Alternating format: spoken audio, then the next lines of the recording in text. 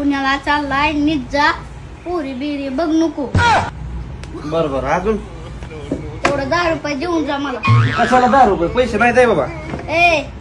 देतो का मला नका काहीच नाव सांगू का पुरी बघतोय म्हणून कुठं पोरे बघितलं काय ना ब्लॅकमेल करतोय मला जाऊ का लगेच 2 मिनिटात ते बेकार माझ्याकडे बाबा आहे तो 10 रुपये मला लवकर देतो नाही दिलं तर काय जातील परत तिकडे नाही दिलं तर मला नाव सांगणार लगेच 2 मिनिटात काय म्हणून हा पुरी बघतोय म्हणून पोरे बघतो काय पोरे बघायला जातोय मग